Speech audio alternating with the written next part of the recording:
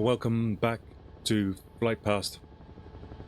My name is Simon. We are looking at the Battle of Waterloo, and currently just flying over the border between Belgium and France, and we're just talking about the tactics, the ordnance, the equipment that was used during this period. It's good to see a few people in the watching. Looks like Guy has been with us for a while. He's been dedicated to the channel. If you want to join in, please do. Even if it's you're watching it later, ask questions, please, and join in. And what we're trying to do here is to get a look at the terrain that these guys faced in 1815. And if you're ever watching a history or reading a history book, and you've always got your finger in the map section, this is the channel for you.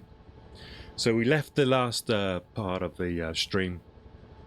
We were discussing the rifle, and when we talk about the rifle, one of the things that one of the names that always springs to mind for this period is the Baker rifle, and this was primarily used by the British and the King's German Legion.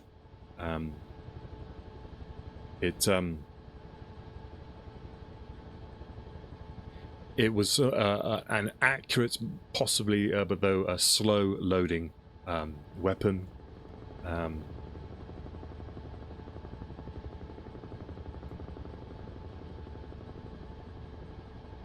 The 95th rifles, of course, if you're a fan of Sharp, and the King's German Legion battalions, and some light companies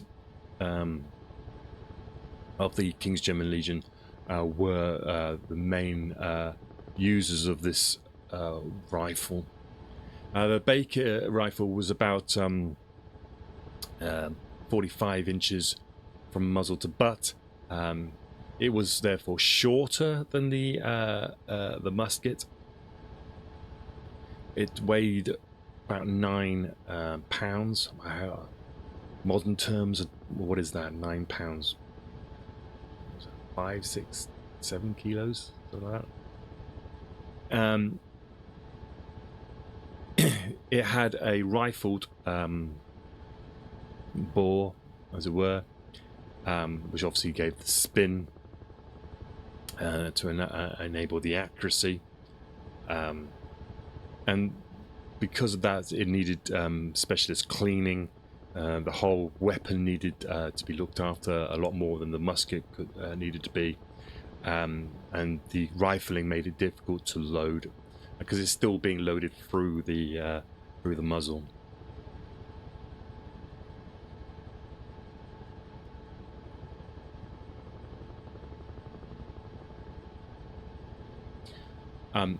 So it was a superior weapon in the sense that it was if it was in the skilled hands, but it didn't replace the musket. Musket was cheap and cheerful, and one that you give to your main body of troops.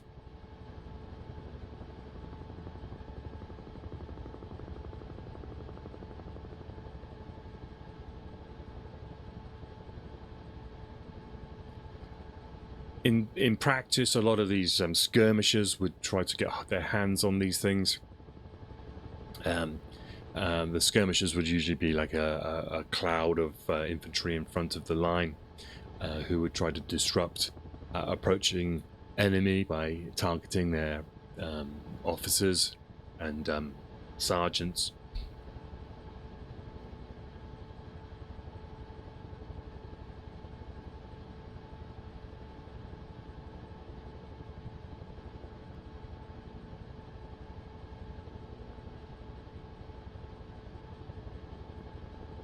We are currently in Belgium. We're just across the border, and we're heading to Charleroi at the moment. We will come back here later and do a detailed follow of the French into France. But you can see below the sort of territory that they were trying to cross. The nature of the Belgian country around here were sort of low hills, but with steep sort of sided rivers and stuff. So bridges were important at the time. We are basically at a place called Thuin right now, which is just here. And we're following the left-hand column of the French into Charleroi.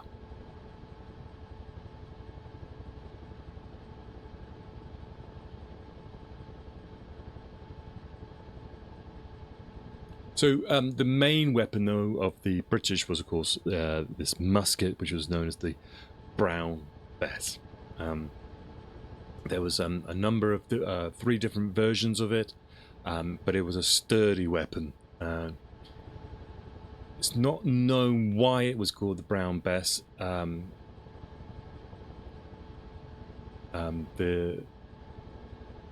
is different theories about that. Presumably something to do with Elizabeth the First.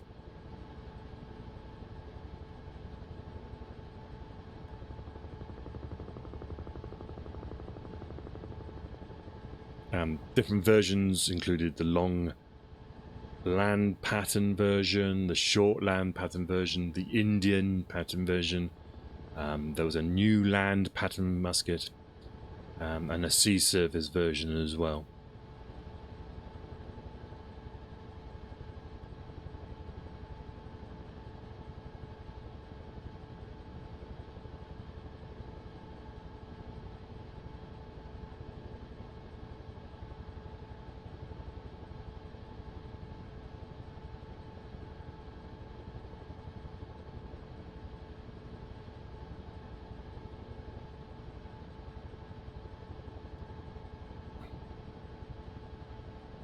Rudyard Kipling, by the way, had a poem.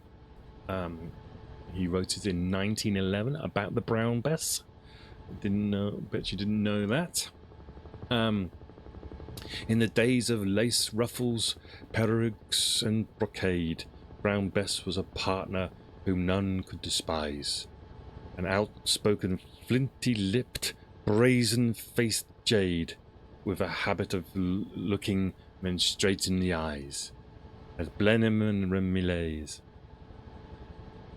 Fops would confess they were pierced to the heart by the charms of Brown Bess. That's Rudyard Kipling.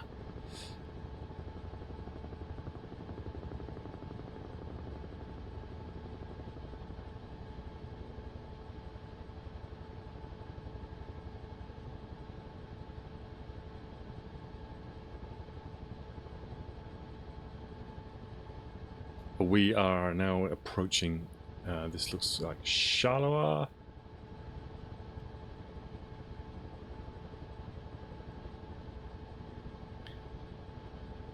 This was where the French managed to get to on the 15th of June, probably around about lunchtime. The bridges here had not been destroyed by the Allies because they were still expecting to use them. They were expecting to use these bridges to go into France. But they were barricaded, but they weren't destroyed.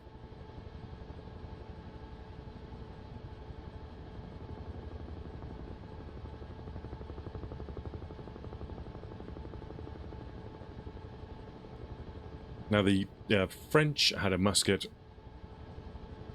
Interestingly enough, they had a smaller bore than the Brown Bess. It also used coarser gunpowder, so it required cleaning more often. The French musket ball was lighter, so it required less charge.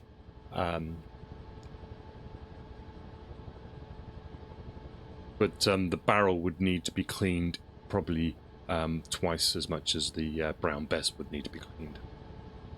It also meant that the Brown Bess could fire at a pinch, if you had to, a French musket ball.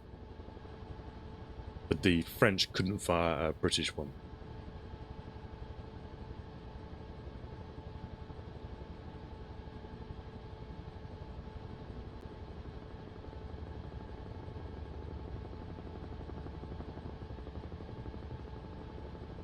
So in terms of the sort of the tactics, then these guys, these skirmishers I was talking about, they would be around probably about 50 men. So you've got a typical British Army battalion would have about 500 men in it, and 50 men would be in front as a skirmishing force. And the French battalion would have about a sixth of their number as well, as a tirailleurs they were called.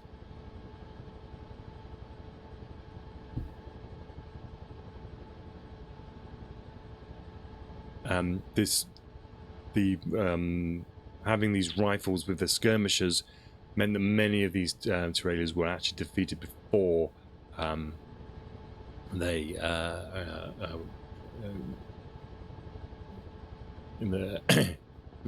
in many other circumstances they were defeated by counter skirmishing.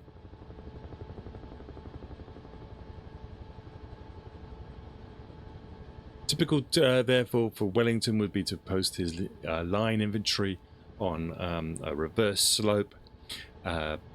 Main French infantry would tend to advance in sort of a column. They call columns thick groups of men, basically. They had these sort of 3 lines, 30 men, which was easier for them to sort of march together. Trying to march in a line was difficult, but marching in a column meant you kind of were swept along. And so the Wellington would have his troops on the reverse side. One, they were out of the way of French artillery, and also the approaching French columns couldn't see them.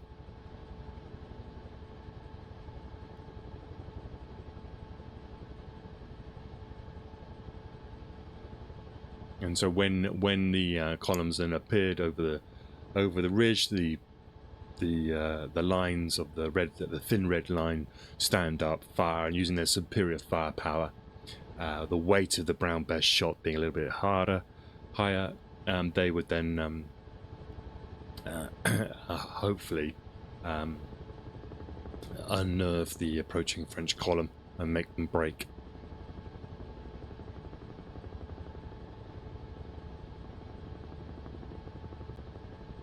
The riflemen, their main job is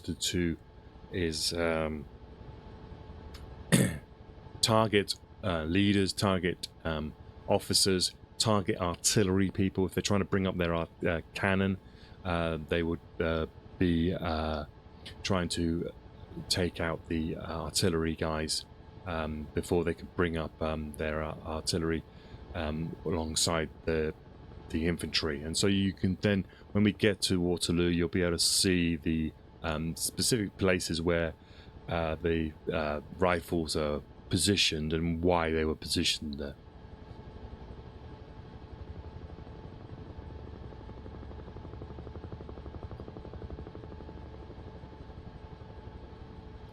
Typically as well, the infantry, they would have a cartridge, they'd have a pack, and they'd be looking maybe 40 cartridges in their pack. The British tended to carry a little bit more. Right, we are approaching Lingney.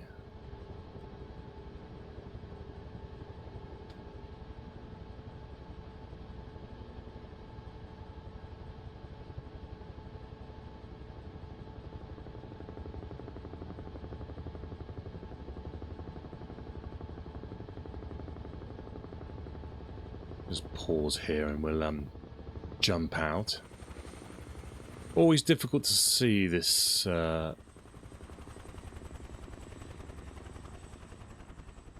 this battlefield.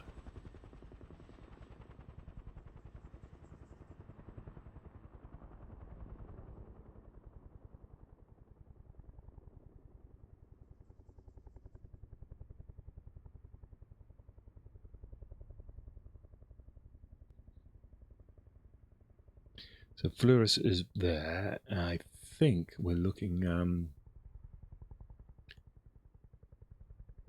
here somewhere.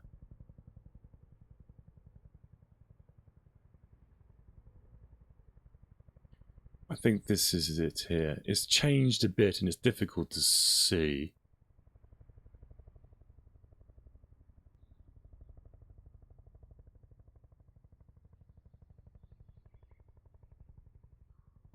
This road might be a modern road.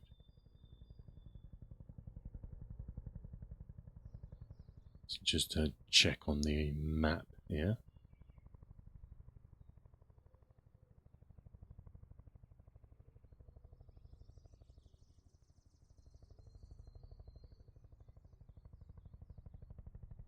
So if we come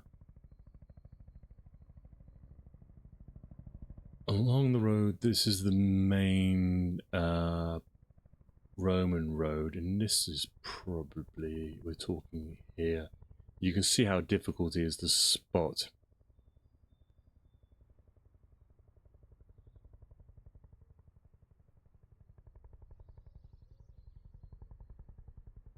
I think, yeah, so these lakes here are on the left side, the eastern side of the map of the battlefield.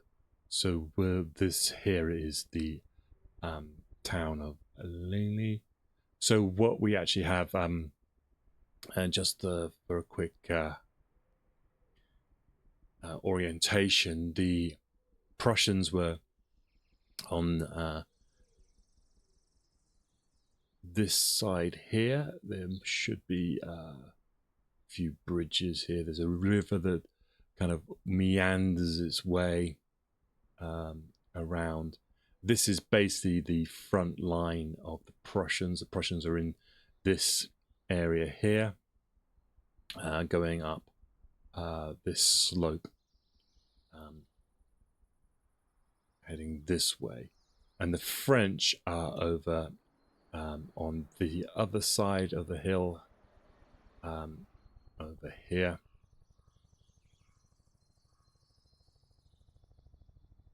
Now I think some of these roads may be modern, but this area here is where the French were lined up. I believe Napoleon had his position was somewhere around here, looking down. But you can see that there's the terrain here is pretty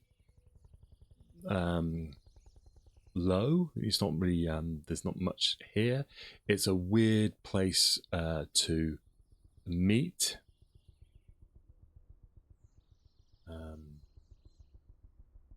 Whether it was scouted properly, I don't know.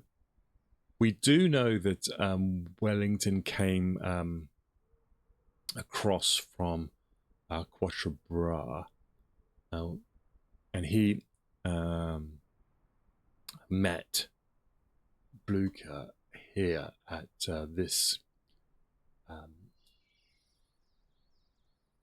this village here called Bry, I believe, and there was a windmill here, and it's believed that Wellington could see the position of the Prussians, so he thinks he could see the position.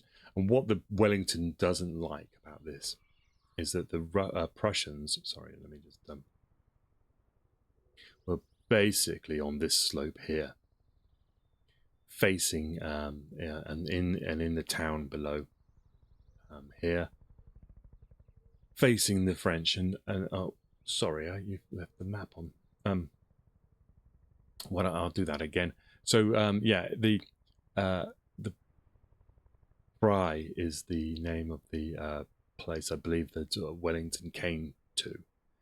Supposedly there's a windmill here, or maybe this church tower, and he could see, he said, down to the position of the Prussians, and whether that was true or not, I mean, it doesn't look like you'll be able to see much. The point being was that the Prussians are basically on this slope. Just trying to turn down the sensitivity of this thing.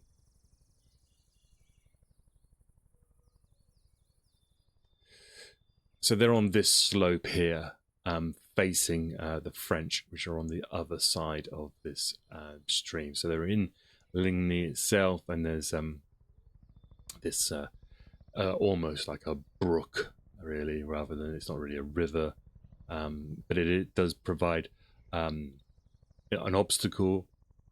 And there's sections over to the western side of the battlefield that has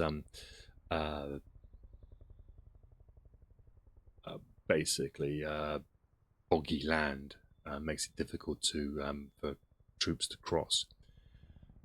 Wellington says he doesn't like the position, and you can see it from his eyes, because having the Prussians on this slope, which is facing the French, you're actually exposing yourself to their